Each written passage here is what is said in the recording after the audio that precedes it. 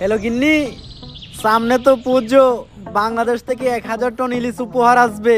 তোমার হাতে সর্ষে ইলিশ খাবো, গরম ভাত, সাথে নেবো 1 পিস মাছ। একটু মাছ ভেঙে ভাতের সাথে মাখিয়ে মুখে দিলেই। এমএলএ দাদা, বাংলাদেশ থেকে একটা সেটা ভাঙা খবর এসেছে দাদা। দিনে তো গরম ভাতে পানিটা ঢেলে সবে মাত্র গরম ভাতের সাথে সর্ষে ইলিশটা মাখিয়ে মুখে দেবো। আরে দাদা, ইলিশ থাকলে তো সর্ষে ইলিশ খাবেন। এবার তো বাংলাদেশ থেকে আর পদ্মার রূপালী ইলিশ উপহার আসবে না। সে কি? তাহলে আমরা পদ্মার ইলিশ খাবো কিভাবে? এর প্রতিশোধ আমাদের নিতেই হবে দাদা। বাংলাদেশ থাকবে না, থাকবে না বাংলাদেশ। বাংলাদেশে এমন কিছু রপ্তানি বন্ধ করতে হবে যেটা ছাড়া বাংলাদেশ আর বাংলাদেশ থাকবে না। সেটা কি? রাজুদার পকেট পরোটা আর তরকারি। চলুন দাদারা, আপনাদেরকে একটা খবর দেই, বাংলাদেশ থাকবে না।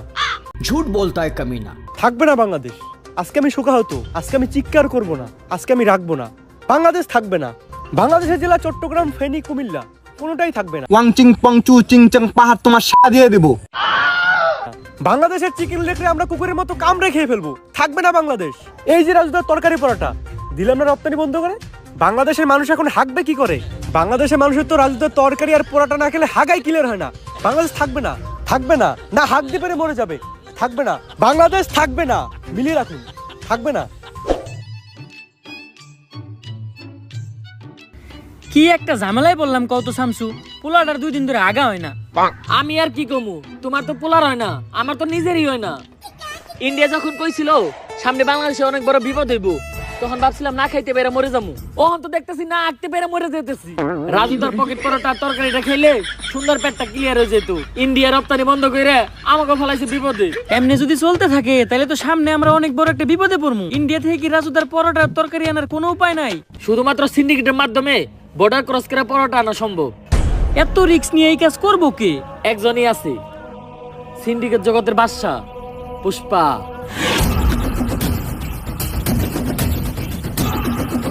पुष्पा नाम सुन के फ्लावर समझे क्या? फायर है मैं।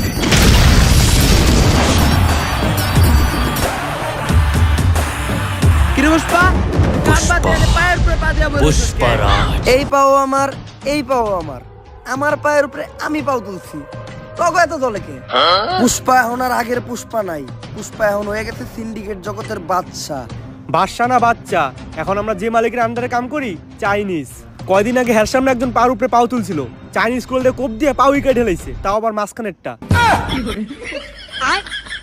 আরে পুষ্পা বাউ, আপনি পাও না মাইলেন কে? আপনার এই অ্যাটিটিউড দেখেই তো আমি আপনার লগে আইছিলাম।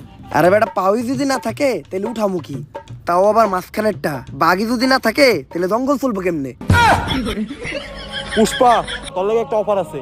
সিন্ডিকেট জগতেই তোর মতো আরেক ভোদাই গাল কাটা শামসু, তোরে একটা ডিল দিব। এই সিন্ডিকেট জগতে আর এমন কোন ভুদাই ধর্ম নাই যে এই পুষ্পা ঘেউরে ডিল দিব। পুষ্পা নিজের ছাড়া অন্যের কাজ করে না, কারণ পুষ্পা ঝুঁকেগা নেই। থাক, 50 লাখ টাকার একটা ডিল ছিল, অন্য করে দেইগা। আরে 50 লাখ টাকার লেগে তো ঝুঁকাই যায়। 50 লাখ টাকার লেগে পুষ্পা ফির ঝুঁকেগা নেই, ডাইরেক্ট সুইয়া পড়েগা। আপনি খালি কোন কাম ডাকি ইনলিগাল ভাবে বর্ডার ক্রস কইরা রাজুদার পরোটা আর তরকারি গাল কাটা শামসুর কাছে পৌঁছে দিতে হইব। কাম শেষে টাকা পেয়ে যাবি। Deal done. দে আমার কফি দে। কিরে, আমার কফি কই? ভাও, রোদের তাপে কফি হুগে গেছে গা। এই শীতের দিনে রোদের তাপে আবার কফি উগায় নাকি? এই বাটপার ইকছস কার কাছ থেকে? ভাও আপনার থেকেই তো।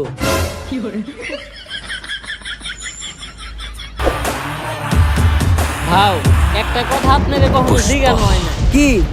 আপনার বাও কাজ সব সময় উঁচা হয়ে থাকে কে? झुकेगा আরে नहीं। বেটা, যে আপনি আমি চিন্তা হয় ওই আছে রক্তটা খেয়া ওই খারাপ হয়ে যায়।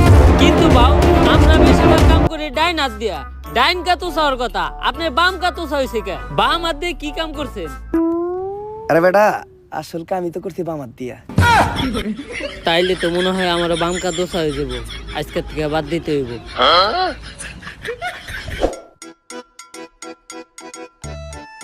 গাড়িটা তো সুন্দর আছে। জুতা ধরা দে।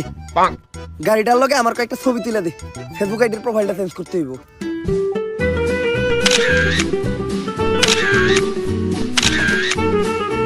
শালা ফকিন্নি আমার গাড়িটা ময়লা করে দিল সরমতে এখন যে আবার গাড়িটা ধুইতে হইব। এই গাড়িটার দাম কত রে? ভাও 4 লাখ টাকা তো হইবই। এই গাড়িটাই আমার লাগবো। এই গাড়ি ছাড়া আমি এই জায়গার থেকে এক পাও লড়বো না। যা এই গাড়িটা কিনা লই আয়। ভাও আমগো দুইজনের অ্যাকাউন্ট চাটলেও তো 40 টাকার বেশি বাইরেইব না। তাইলে এখন কি করবেন? আইটাই যামু আজকে লড়তাছি আর কখনো কিন্তু লড়বো না। ছবি 3-4টা তুলছস না, ছবিটি দেখা।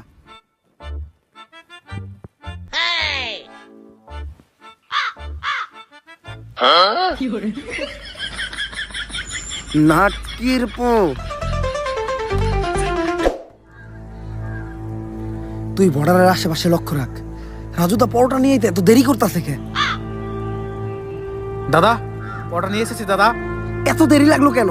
আর আমরা কিভাবে বুঝবো তুমি আসল রাজুদা আর এটাই রাজুদার আসল পরোটা? প্রমাণ দাও। দাদা এক প্লেটে 3টা বাসি পরোটা, আনলিমিটেড পচা তরকারি, সাথে সেদ্ধ পচা ডিম, একটি তরমুজ, পেঁয়াজ আর 2টো কাঁচা লঙ্কা, 40 টাকা। যা দিয়ে ট্রেনের টিকিটও হবে না দাদা। ডায়লগ হই নাই বোঝা যাইতেছে এটাই আসল রাজুদা। কিন্তু দাদা তোমার পরোটা না আগে 30 টাকা করে ছিল, তুমি হঠাৎ করে 40 টাকা বানিয়েছো কেন? আরে দাদা 30 টাকা তোমার পরোটার দাম, আর 10 টাকা এক্সট্রা নিয়ে সস্তা ফুড ব্লগাররা ভিডিও করে তার জন্য। আমরা ভিডিও করবো না, আমার কাছ থেকে 30 টাকা রাখতে হইব। কিন্তু দাদা এখন তো ইন্ডিয়াতে বাংলাদেশি আসা বন্ধ হয়ে গেছে, তোমাদের ব্যবসা কেমন চলে?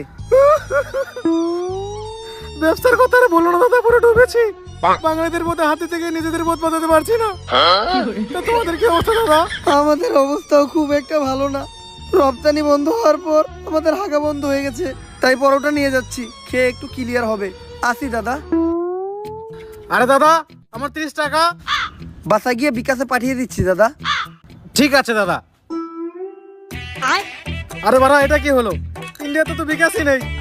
নাটকের ছেলেরা আমাকে বোকা বানিয়ে চলে গেল। তাহলে ব্যবসাই করবো না।